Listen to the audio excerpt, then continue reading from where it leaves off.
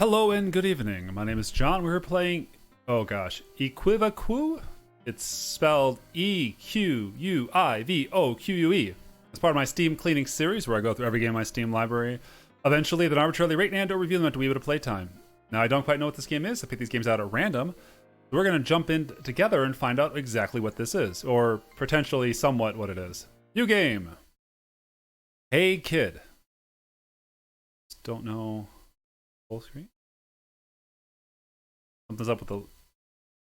Hey Kid! I'm guessing it's a visual novel. Bunt. Someone talking to me? Probably not. Hey Kid! Wake up! Alright. This must be Mint. Good morning!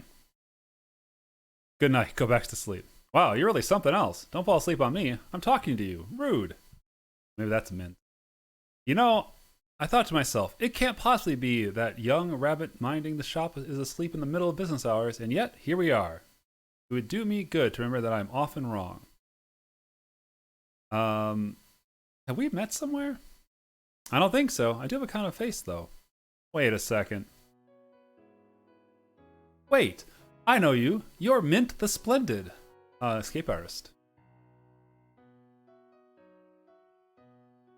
I'm a huge fan. Can I have autographs? Autographs are $5. Sorry, even a musician has to eat. Times are tough nowadays. I'm a huge fan. No. Why are you in my Master Sablegrass's magic shop?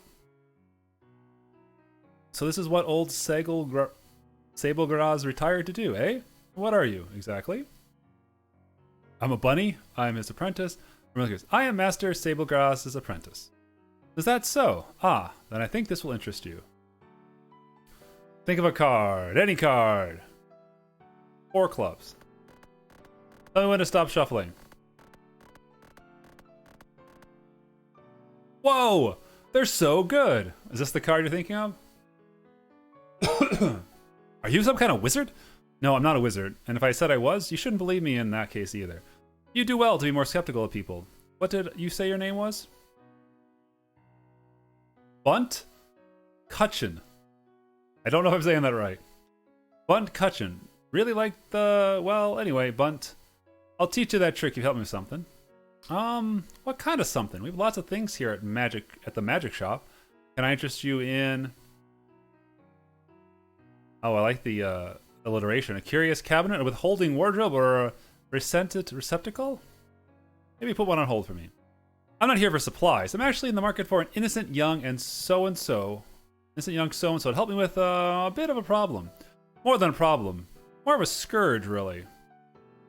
A scourge? I don't really see how it'd be very helpful. I mean, I'm starting to think I'd probably unqualify the job I have now.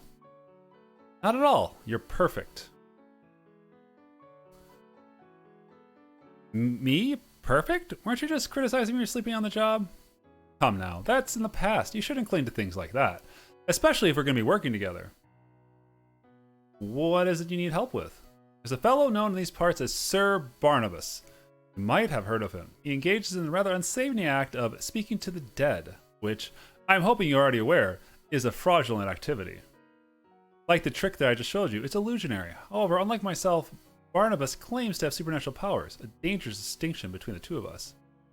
Now, in general, I find this practice unsavory, but there's a personal element here. My brother, Fennel, has been taken in by this Carlton. He's been spending all his wages on Barnabas's shows and plunging into financial ruin for a chance to talk to his deceased lover.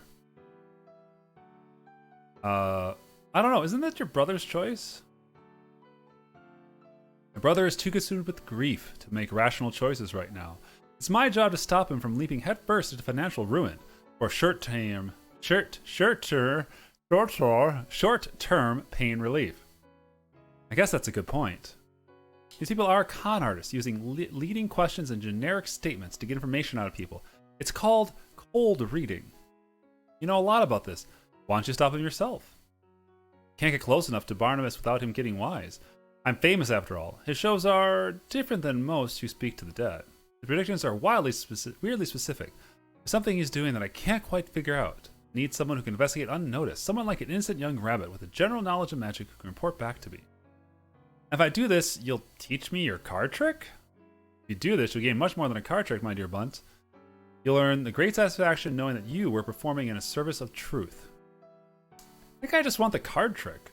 Please, I'm being really inspirational here. This is for the truth, and the truth is justice. Just waiting to be reborn. As magicians, it's our noble pursuit to expose those who would use our craft for evil. The difference between us and them is that we wear the label of faker proudly, Blunt.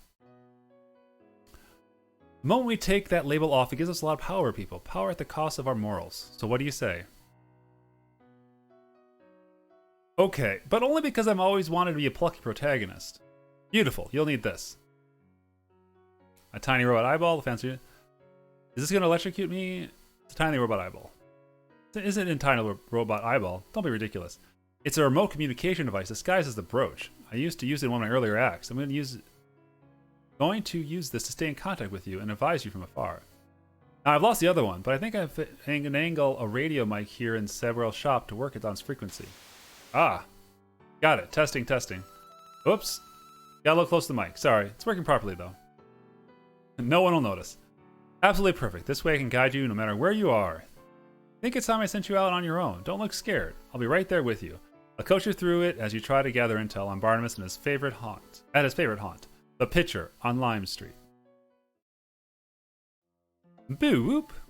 Alright, so it's time you learn the proper art of questioning people and getting to the heart of things. You'll see there are plenty of people in this room, and like all people, they have opinions on things, and some of those opinions are wrong. Most opinions are wrong. I don't know why I switched voices, maybe it's the radio. That way we're going to approach this with the Socratic method. The I know. Oh gosh, there's a sneeze. Hold on. I know you're going to try to interrupt me with some nonsense, so I'm not giving you the chance this time. The Socratic method is essentially this. Oh, there we go. A good idea takes work, and often people's views don't stand up to scrutiny. The more questions you ask, the more holes the opposition pokes in its own arguments. So just keep asking questions. You've got good instincts, so I think you'll figure out the right kind of questions to ask. Sooner or later, your opponent will realize that they don't have an answer to one of your questions, or they fall into a fallacy. Fallacy is a context and a dishonest argument that isn't backed by logic. Either way, that's how you know you got them. I wasn't going to interrupt you with nonsense. I'm sure. Is this mean? On the contrary, if a person's beliefs are never tested, they'll never know how rational they are. They may go home and think of a better argument next time. How will I know if they're using a fallacy? I'll let you know via the brooch. Now go on, give it a try. Coffee Caracal, Barkeeper Bear, Intimidating Hue. I have to go to the Barkeeping Bear. I like the art style. It's minimalistic, but it really conveys, you know, the whimsy of the world they're in. Hello! Hello there. Do you want something from the bar? The bear bar? I'd like a Shirley Temple, please. Sure thing.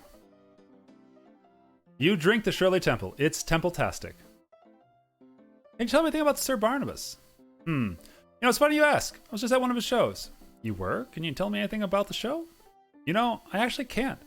I have these hearing aids and the stupid things went out right as the show was starting. Talk about timing. I could barely hear anything. I'm trying to go back, but it's so expensive. I see. You were? Well, see, this could have adjusted. Could you tell me anything about Sir Barnabas? He's a fancy dresser? What do you mean he's a fancy dresser? I don't know. He had some cool patterns going on. I think he wore Argyle socks and had a neat hat. Stuff like that. Anything else to add about him? Oh, yeah, actually. I was sort of self-conscious about being at the show. My hearing aids were acting up, so I couldn't really hear anything. I just had to go off the visuals, but I noticed Sir Barnabas had hearing aids too. I think he was getting intel. That was pretty cool. It made me feel less insecure about myself. Thanks for your time. The Coffee Caracal. Just the cat, I'm assuming. Good. It's a good stylized cat, I have to say. Hello. May I help you with something? Is the coffee good? Yes, it is. I'm not going to share it with you, though. You're a little young for coffee, sorry. I just had a Shirley Temple, which I assume is alcoholic drink, but I don't know. Would you practice the Socratic method with me? Oh, thanks anyway. Hello. I have some. Can you tell me anything about Sir Barnabas? Sorry, I never heard of that person. He sounds fancy, though. Would you practice the Socratic method with me? Alright, you're kind of a weird child with weird hobbies, but I got some time to spare. I put forth the notion that a fish is an animal that swims. But otters swim. Does that make them a fish? Alright. To amend my notion, a fish is an animal that swims and has scales. But don't some snakes swim? They have scales. True. So to amend my notion further, a fish is an animal that swims, has scales, and has fins. Are you happy with this notion? I think we can push it further. Alright, how? Sharks don't have scales, but they are still fish. We should amend that notion. Alright, so a fish is an animal that swims, sometimes has scales, and has fins. How's that? Maybe push it further. An eel does not have fins, but they do lack limbs. We should amend the notion.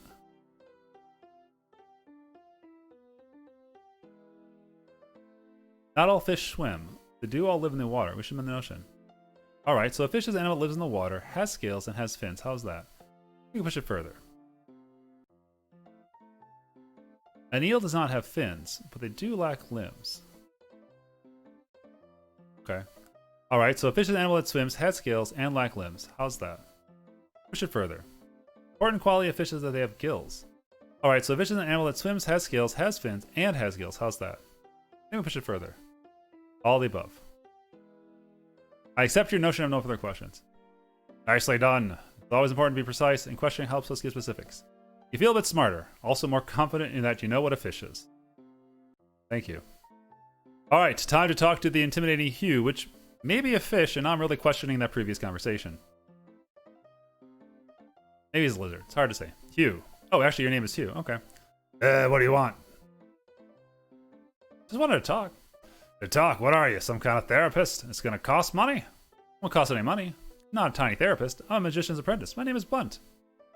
Well, Bunt, my name is Hugh, and if you're not here to let me pour my soul out to you, beat it. For all I know, you might be a tiny cop. I'm not a cop. I'm a magician's apprentice. My name is Bunt. Will you talk to me?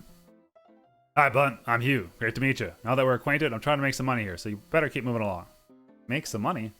Look, I shouldn't explain such adult things to a kid like you, but there's a thing called gambling grown-ups do sometimes, and I run a betting pool, which is... I know what gambling is, and what betting pool is, so you're pretty good at it then, huh? Well, not recently. I've been paying out a lot lately, but that means I'm due for a big win. That's not how... You got a live one here. A clear example of gambler's fallacy. Thinking that his past outcomes have any influence on his future outcome. Flipping a coin, getting heads 4 times in a row doesn't mean you're more likely to get tails on the 5th time. It's still 50-50 chance every time. You should help him find a new career path or end up in financial ruin.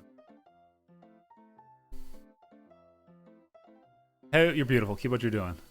I don't know if you're aware of this, but you're committing a fallacy. That's when you're doing something illogical, specifically the gambler's fallacy.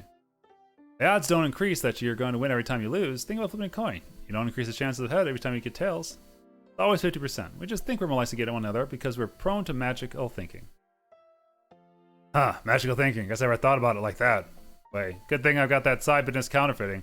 You're alright, kid. I'll see you around. Oh, and if you see an angry pony looking for me, I was never here. This feels kind of good. What does? I don't know. This. Lecturing people, helping people. Well, keep at it. Once you don't have to play apprentice. It isn't just that. I mean, that's definitely a good feeling.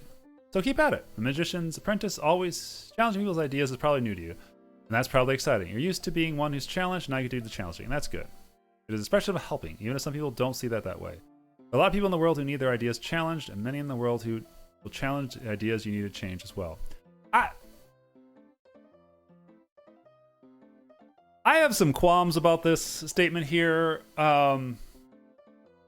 It implies that Mint and Bunt are the arbitrator of what is worth challenging, and sometimes you don't want to challenge people on stuff. Sometimes humans are irrational, and that's okay. I know for the purpose of the game, this might be aimed at children, dated ace art style, and a simplistic plot is often better than a complicated specific plot. Just wanted to make that point there. That's all. Huh. Whoever this is, I love them. DeWitt. And then he says to me, DeWitt, Whiskerbee, your psychic gifts are so magnificent, so developed. I just have to have you in my inner circle. And that's how Sir Bonimus took me into his inner circle. He's got a silver spoon. As a plucky protagonist, I humbly accept this plot convenience.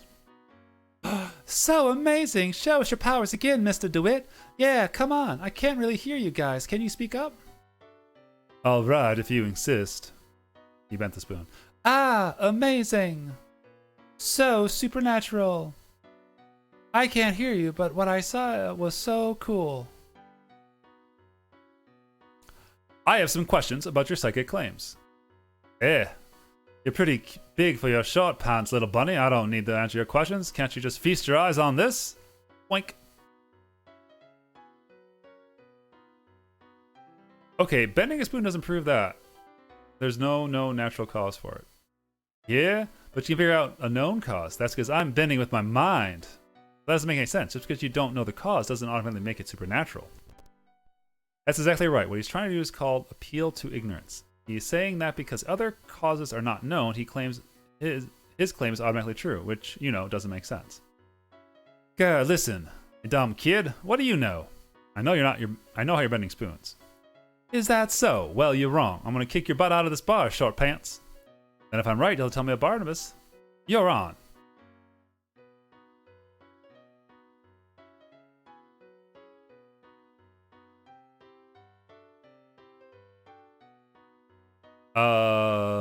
You're using a real spoon, but you're bending them on the table, then disguising the bend using angles until you bend the spoon with your mind. You're carrying pre-worked spoons with you, and you need to get them bent. You only need to use a small bit of pressure from your thumb. You're not bending the spoon at all. You're letting the handle. Total nonsense. The deal's a deal. Out you go. Obviously, the answer is I'm totally using my psychic powers. What now, Mint? What the? Who are you? What the socks? Mint! Stooge. Now you get what you want, kid. You get to see Barnabas. Ooh. Characters in this game are really well done. I like them a lot. You'll never take me alive! You might want to look around, kiddo. I already have you, so you might as well relax a little. Strong silent type, eh? Well, that's gonna be pretty boring dinner then. Garçon, clap clap. I could always go for a cheeseburger, but do you like waffles? I know, it's dinner time, but I can't help it. I'm just a breakfast dinner kind of guy. I'd rather die than eat your dirty liar waffles. I have a life-threatening... I really like waffles. Who doesn't? Terrible people, that's who. Garçon, 2 waffles. Alright, now while that gets settled, why don't we get to know each other? No need for you to speak. I already know everything I need to. Lately, you felt a little bit out of control. And like some internal force has been controlling you, right? And that force, it's almost like a person. A person who's good-hearted and means well, but is hard on themselves, particularly lately, and especially about slacking off in their pursuits. The person often feels like they're not making use of their full potential, and that they feel guilty about this. This is the person who, in spite of presenting a controlled and disciplined exterior, hides insecurity and worry on the inside. They don't want to concern other people at the same time, feel a great need for approval and admiration of other people. Which is funny, because the person has been hurt before. They're cautious to reveal too much about themselves. They're an independent thinker who gets bored if they stay on the same. If things stay the same, but still gets anxious when first encountering change. But once they're settled in, they adopt fairly quickly. They're intuitive and hate being lied to. This person should be easier on themselves, I think. They'll get around to writing that book they've always wanted to write. They have it in them. What do you think? Does that sound about right? Screaming internally. I'll take your prolonged silence as a yes. Your dinner, Sir Barnabas and guest. Look at them waffles. So, kid, my name is Bunt Cutchin. Yeah, I don't really care. Oh, really? Like whatever. Anyway, it has come to my attention that you've been snooping around, asking questions about how it is I do what I do. And it should come as no surprise to you. That's a problem. And I don't just mean for me. I mean for other people I help with my act. You mean the people you deceive. But what is a little deception in the face of happiness? What I give those people, all right? I'll admit that's not really their dead relatives, but don't you dare tell me what is happening to them isn't real to them. Doubt is a misplace of truth, a tear in the lace of truth. Terror, I should say, but the word's kind of the same when you actually look at tear versus terror. It's hard to sometimes read it in the context while you're speaking out loud, and questions mislead. Don't heed the stakes of truth, and the stakes are high. Emotional well-being of people, a belief in something greater than themselves. Do you have the right to take it away? And furthermore, does Mint the Splendid? That's right, I know who sent you. Let's just say this isn't the first time we cross paths, and leave it there, little sacerdote. I don't know if I said that word right. ... I see you have some thinking to do. And if I don't think you have the right to lie to people, well, I don't want to have to hurt a kid, but I'll do what I have to. So I suggest you reconsider. Don't come sniffing around me again, all right? Else I'll be forced to take more unsavory measures. Savory like these waffles. So what do you say? I'll stop. Lie. Marvelous. I knew you'd seen things my way. And with that, garçon, show this young mooncake out. Boop. I hope this doesn't affect my tip. Stack or none, you should always tip your servers 20%. I don't think stooges is counted as the same thing as servers. I don't want to be, contrary here, but I'm going to go with that. Ah, there you are. I was getting worried. Listen, I know that was scary, what you just experienced. I heard it all through the pin. I'm sorry I couldn't come for you, but I didn't want to give away that I was listening in.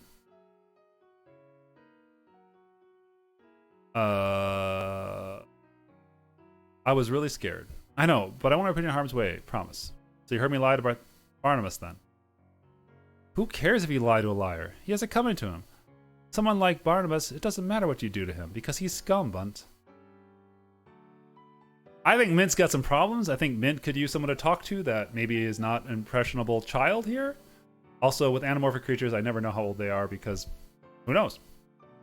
Scum, that's pretty intense. I mean, it doesn't matter a little bit what we do to him, right? I mean, we should never sink to his level.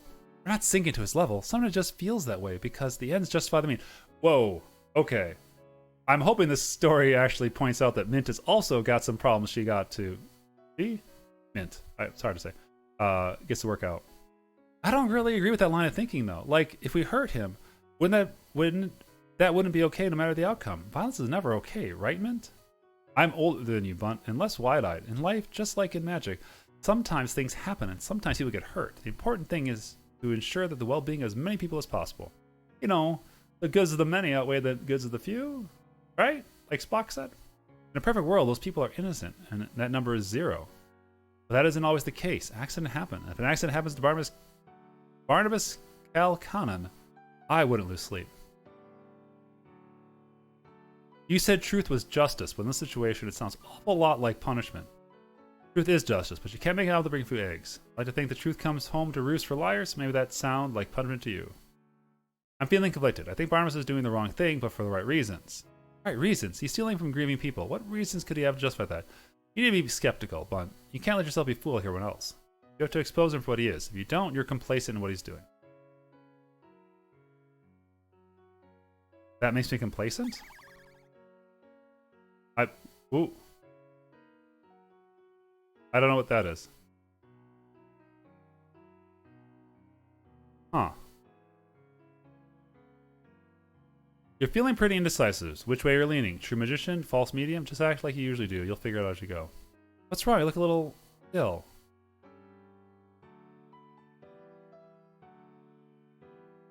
I think I have my doubts about all this. Maybe investigating will set my heart to rest. Alright then, good luck. Come back when you find something. Okay, why don't we pause it there? What was the name of this game again? Equivoque? I know I'm saying it wrong. Equivoque. I really love the art style. I mean, that's first and foremost. I mean, there's not a lot of frames and scenes, and they are, kids level, not like kids at the person, but it was drawn for children. Very broad strokes, very rough lines, painterly look. I like it. I think it's got such great style, and it pops when you look at it. The story, I'm intrigued by these characters. I'm a little worried that I have to have faith that they're going to tell a good message in the end. And to have an unreliable mentor at the start, I think that does give some twists and turns to really give the player character some choice in what they feel is right. My concerns, as we were getting up to that point, did seem justified, and I'm glad the game actually points it out and go like, hey, this person's a little bit vindictive, and maybe that's not cool. So overall, I think this game is very interesting. It reads well. It's got, grammar's fine. Characters are interesting. Art style is great. Totally recommend this for people looking for a story. Contextually, I don't know, it's gonna be an easy one to read with kids. Nothing too violent or overt in it, and everybody likes cute characters. Cheers.